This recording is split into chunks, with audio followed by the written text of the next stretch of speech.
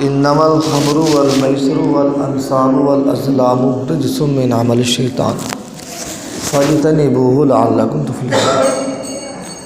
صدق اللہ العظیم۔ برادران اسلام،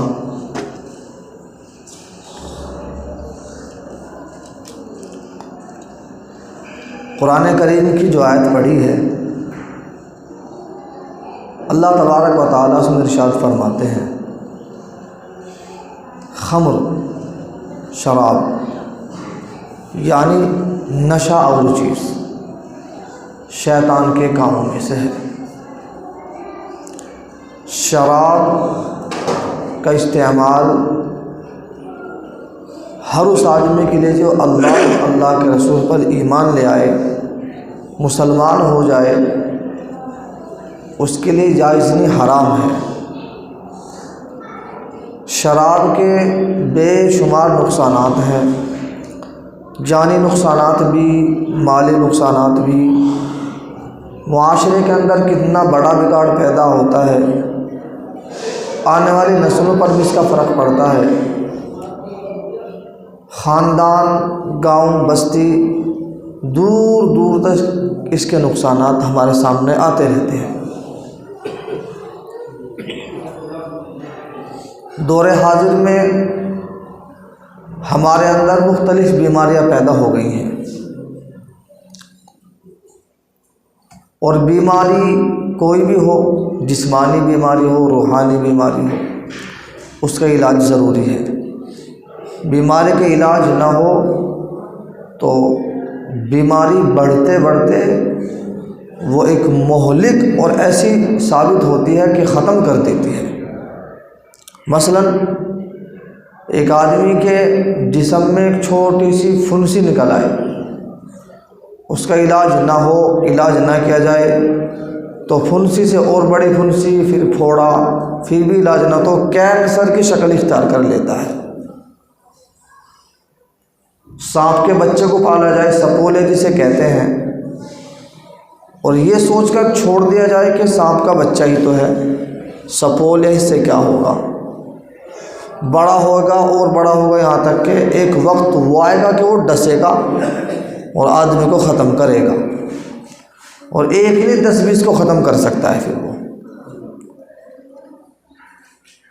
تو کوئی بھی بیماری چھوٹی ہو یا بڑی، بنیاد ہی اس کی ختم کر دی جائے تو اس کا علاج ہے، اور اگر یوں ہی چھوڑ دیا تو پھر نقصان آپ کے اور میرے سب کے سامنے ہے۔ شراب کی بے شمار وعیدات ہیں۔ نبی کریم صلی اللہ علیہ وسلم جب دنیا میں تشریف لائے، اہل عرب اتنی شراب پیتے تھے، اتنی شراب پیتے تھے کہ ہم اور آپ اتنا پانی بھی نہیں پیتے۔ کھانے سے پہلے شراب، کھانے کے بیچ میں شراب، کھانے کے بعد شراب، صبح ناشتے میں آنکھ کھلتے ہی شراب، شام میں شراب، دوپہر میں شراب، سوتے وقت شراب، اتنا شراب پیتے تھے وہ۔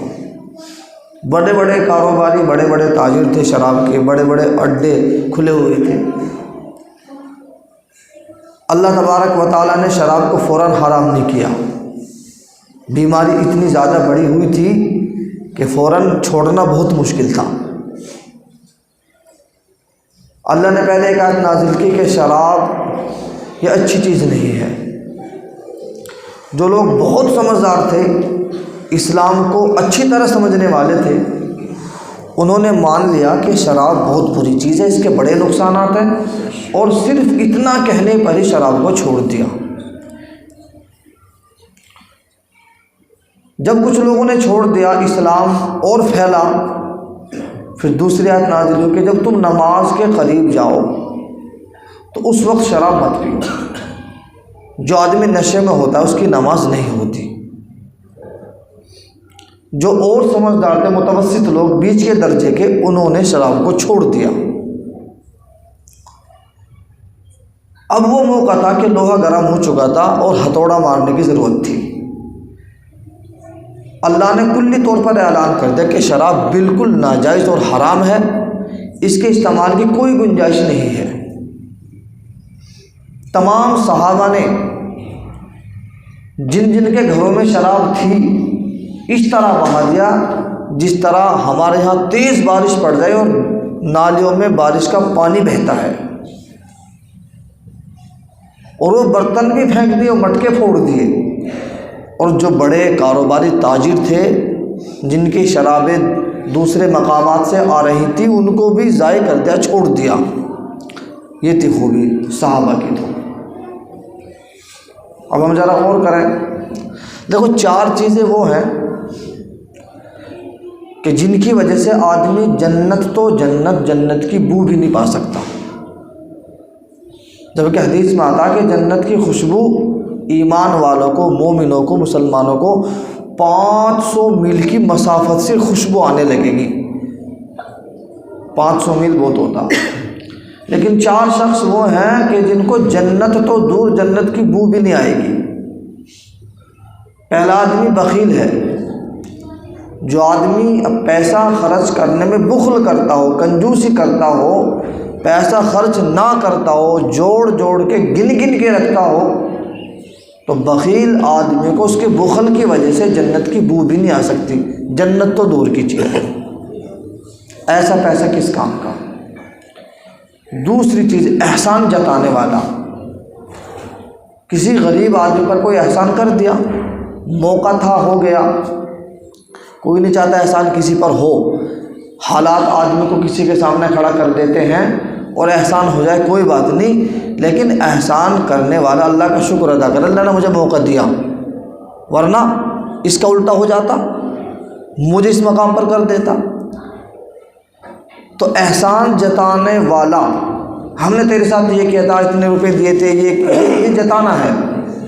احسان جتانے والا جنت تو جنت کی بو بھی نہیں پا سکتا، جنت کی خوشبو بھی نہیں پا سکتا۔ اور تیسرا آدمی، جو آدمی شراب کا عادی ہو، شراب برابر ریگولر پیتا ہو، اتنی بڑی نحوست ہے کہ شراب کی وجہ سے وہ آدمی جنت تو جنت کی بو بھی نہیں پا سکتا۔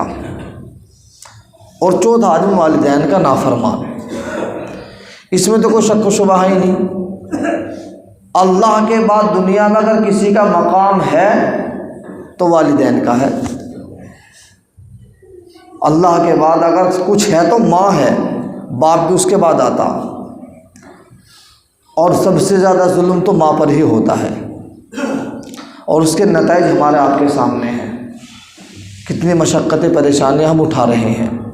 دنیا میں اگر کوئی یوں چاہتا ہو کہ میری ساری چاہتیں تمنائیں پوری ہو جائیں، میں بالکل خوش رہوں، میری دنیا بن جائے، سنور جائے، ڈھیر ساری دولت مجھے مل جائے، ماں کو راضی کر لو، ماں کی دعائیں لے لو، انشاءاللہ یہاں بھی بیڑا پار اور آخرت میں بھی۔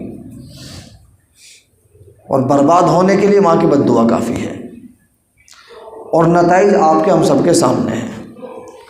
خیر، یہاں موضوع شراب کا ہے۔ کتاب کے اندر لکھے یہ بات کہ ایک بستی کی دولت کو سمیٹنے کے لیے، ایک بستی کی دولت کو سمیٹنے کے لیے ایک شراب کا اڈا بستی میں کافی ہے۔ اور یہ بات لکھی ہے وہیں کتاب میں کہ اگر شراب کے اڈے بند ہو جائیں یا لوگ شراب پینی چھوڑ دیں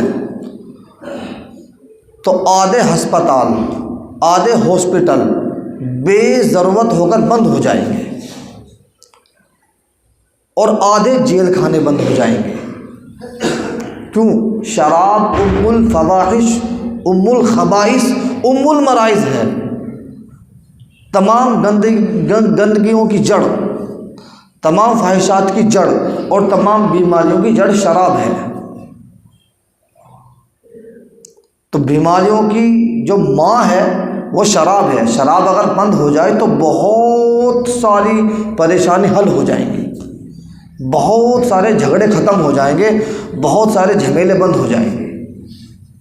کہنے کا مقصد یہ ہے کہ اب جو دور چل رہا ہے، آپ اگر باہر کا ماحول دیکھیں گے آپ کو چھوٹے چھوٹے بچے بھی شراب پیتے ملیں گے، اور شراب کا مطلب یہ نہیں کہ شراب ہی پی جائے، ہر نشہ آور چیز حرام ہے، وہ شراب ہو یا اس طرح کی کوئی اشیاء ہو جس کو آدمی سونگھ لیتا ہو یا اس کو منہ میں لگا لیتا ہو یا کوئی اور چیز جس سے نشہ ہوتا ہو یا گولی ہو انجیکشن ہو، وہ ناجائز اور حرام ہے اور اس کے نقصانات بے شمار ہیں۔ بیماری ہزاروں پیدا ہو جاتی ہے آدمی کے اندر، اور شراب پینے کے بعد آدمی کیا کیا بکتا ہے، وہ بچوں کا کھلونا بن جاتا ہے، نالی میں گندگی میں پڑا پڑا پھرتا ہے، بچے اس کی مذاق اڑاتے ہیں، چاہے وہ اپنے گھر سے کیسے ہی اچھا باعزت آدمی ہو، شراب پینے کے بعد جو عقل خراب ہوتی ہے، آدمی مجنون دیوانہ پاگل ہو جاتا ہے، اسے نالی اور گالی کا پتہ ہی نہیں ہوتا، لوگ اس کی مذاق اڑاتے ہیں، بچے اس کی مذاق اڑاتے ہیں۔ پہلی بار شراب پینے سے آدمی کا دل سیاہ ہو جاتا ہے، اور جب دوسری بار شراب پیتا ہے تو فرشتے اس سے بری ہو جاتے ہیں۔ کون سے فرشتے؟ محافظ فرشتے۔ اللہ تبارک و تعالیٰ نے تمام انسانوں کے ساتھ محافظ فرشتے لگائے ہیں۔ نظر نہیں آ رہے مجھے آپ کو؟ ہاتھوں پر، پیروں پر، گھٹنوں پر جو آدمی کی حفاظت کرتے ہیں، فری کے باڈی گارڈ ہیں، وہ بری ہو جاتے ہیں، تو جانے تیرا کام جانے۔ اور پھر جب اگلی بار شراب پیتا ہے تو جنت کے دروازے بند کر دیے جاتے ہیں، اور پھر شراب پیتا ہے تو دوزخ کے دروازے کھول دیے جاتے ہیں، اور پھر شراب پیتا ہے تو جو فرشتے عرش کو اٹھائے ہوئے اس سے بری ہو جاتے ہیں، اور پھر شراب پیتا ہے تو اللہ تعالیٰ اس سے بری ہو جاتے ہیں، تو جانے تیرا کام جانے۔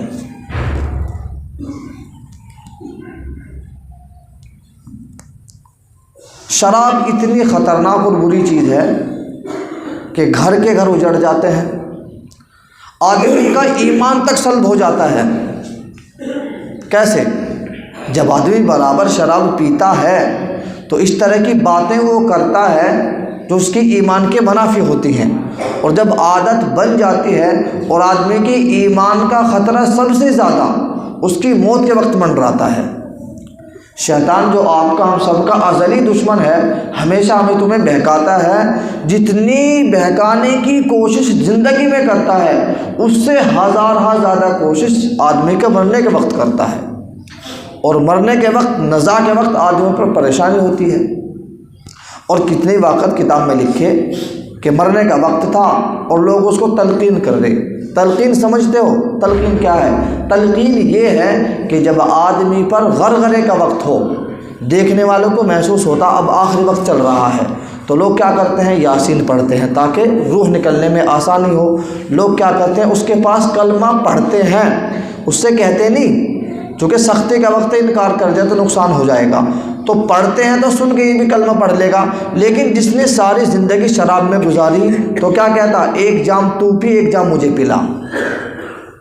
یا جس آدمی نے ساری زندگی سود اور بیاج میں کاٹی تو پیسے دو پیسے گنتا رہے گا اور خاتمہ اسی پر ہو جائے گا۔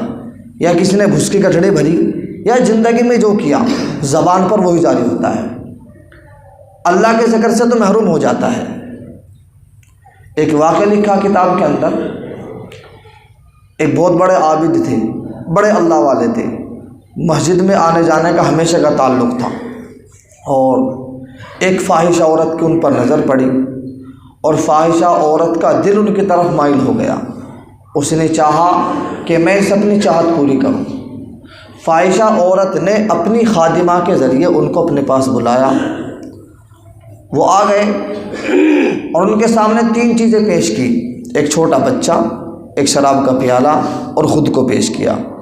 تین میں سے ایک کام کرو، دروازے بند کر دیے اور کنڈی لگا دی، یا تو بچے کا قتل کرو، یا شراب کا پیالہ پیو، یا میرے ساتھ منہ کالا کرو۔